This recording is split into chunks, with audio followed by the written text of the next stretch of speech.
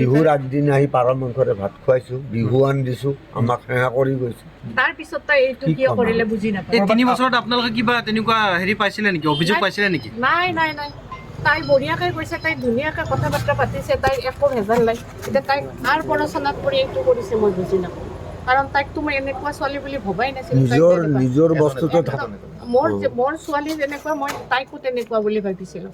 মই কৈছোঁ তুমি কিবা লাগিলে মোক ক'বা, তুমি মোৰ নিজো যেনেকুৱা তুমিও তেনেকুৱা। তাৰ পিছত তাই যে এনেকুৱাখন কৰিব, তাক ভাল পাইছিল, তাই যদি আৰু কাৰোবাৰ লগত বেলেগ এফেয়াৰ্ছ আছে তাই সেইটো জনাব লাগিছিলে। আপোনাৰ খুৰীক সেইটো আগতে সন্দেহ হৈছিল নে কি? নাই হোৱা।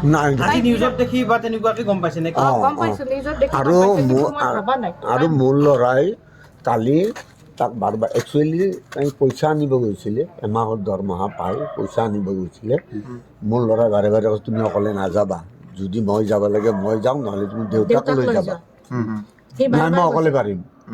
আৰু তাই যিটো ভাবে আপোনালোকৰ ঘৰ দুখনৰ মাজত সম্পৰ্ক আছে নাই, মানে দুইখন ঘৰে আপোনাৰ দেউতাক মাক আপোনালোকে আমাৰ লগ হয়? ফোনত আছে, আমাৰ ফোনত আছে, আমি ফৰ্মেলি ফৰ্মেলি কৰা নাই। তাই মোৰ ল'ৰাও কেম্পাছত নহয়, তেওঁলোকৰ ফালৰ পৰা সন্মতি আছে বিয়া? আছে, আছে। গতিকে ভেজাল একো নাই। আসাম টক্স আপোচবিহীন অসম কণ্ঠ।